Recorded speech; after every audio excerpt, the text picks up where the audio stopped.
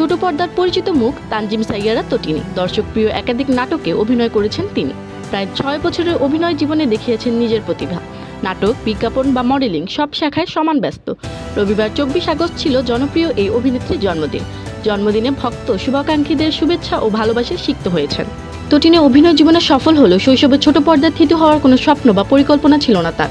হতে চেয়েছিলেন চিকিৎসক, মানব সেবায় নিজেকে নিয়োজিত করতে চেয়েছিলেন। মেডিকেলে ভর্তি পরীক্ষা দিলেও গাইনি চিকিৎসক হওয়া হয়ে ওঠেনি। যদিও নীলফামারী মেডিকেলে পড়ার সুযোগ পেয়েছিলেন, কিন্তু বরিশালের এই কন্যার ইচ্ছা ছিল বরিশাল মেডিকেল। সেখানে পড়ার সুযোগ না পাওয়ায় আর মেডিকেলের দিকে পা বাড়াননি। আলাদা করে ক্যারিয়ার নিয়ে আর ভাবেননি। এরপর ঢাকার নর্থ সাউথ বিশ্ববিদ্যালয় থেকে বিবিএ সম্পূর্ণ করেন। তো তিনি 2019 সাল থেকে বিজ্ঞাপন চিত্রে কাজ শুরু করেন। টানা 2-3 বছর বিজ্ঞাপন চিত্রে কাজ করেছেন। ওই সময় অভিনয়ের প্রতি তেমন দুর্বলতা ছিল না। একটা সময় চরকির অন্তোলজি সিনেমা এই মুহূর্তে অভিনয় করেন। কাজটি করার পরেই মনে হয়েছে অভিনয়কে সিরিয়াসলি নেওয়া যায়। তখন থেকে অভিনয়ে নিয়মিত হন। অভিনয়ের জন্য পেয়েছেন মেরিল প্রথম আলো পুরস্কার। অভিনয়ের ক্ষেত্রে কাউকে অনুসরণ বা অনুকরণ করেন না তটিনী। তবে তার পছন্দের অভিনয় শিল্পীর তালিকায় রয়েছেন নুসরাত ইমরোজ তিশা, নাজিয়া হক অর্ষা ও মেহজাবিন চৌধুরী। ইয়াশ রোহানের সঙ্গে তার বিভিন্ন সময়ে প্রেমের গুঞ্জন চললেও সেটি শেষ তক হালে পানি পায়নি।